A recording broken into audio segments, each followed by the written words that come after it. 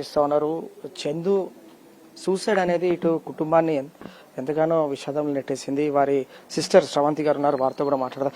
అమ్మా, చందు మీతో ఎప్పుడు మాట్లాడారు? లాస్ట్ చివరి కాల్ మీకు ఏం చెప్పాడు? అసలు ఏం జరిగింది? అసలు లాస్ట్ నాకు 9:38కేమో కాల్ చేశానండి. నేను మా అన్న ఇంటికి రావట్లేదు ఇంకా అనేసి 9:38కి కాల్ చేస్తే నేను లేదమ్మా, నేను పవిత్ర తను చనిపోయింది కదా, తన కోసం ఆ పిల్లలకి పాపం ఇన్సూరెన్స్ చేపిద్దామని నేను వెళ్తున్నాను అంటే ఎప్పుడు వస్తావన్నా అని అన్నా. నేను ఎప్పుడు వస్తావంటే లేదమ్మా పని అయిపోయినాక వచ్చేస్తా అన్నాడు. అదే లాస్ట్ టాక్ అండి, అంతే. ఇంకా అంటే డిప్రెషన్లో ఉండి ఆయన ఇచ్చేసుకున్నాడా ఏమో అండి.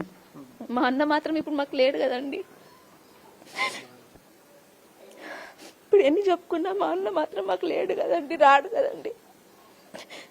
ఎంతో ఆప్యాయంగా ఉండేవారు, కానీ సడన్ గా ఇలాంటి డెసిషన్ తీసుకోవడం పట్ల ఇటు ఇండస్ట్రీనే కాదు, డేర్గా ఉంటుండే అండి, చాలా డేర్గా ఉంటుండే, ఫ్రెండ్స్ కి డేర్ చెప్తుండే. కానీ ఇప్పుడు ఇట్లా చేసుకున్నాడు. కాల్ చేస్తూనే ఉన్నాం, లిఫ్ట్ చేస్తూనే లేడు. ఫ్రమ్ 11 o'clock నుంచి కాల్ చేస్తూనే ఉన్నాం. ఎంతో మంది నుంచి కాల్ చేయించినాం, ఎవ్వరు కాల్ లిఫ్ట్ చేయలేదు. ఇంకా అక్కడ పంపిస్తే అక్కడ తెలిసిందండి.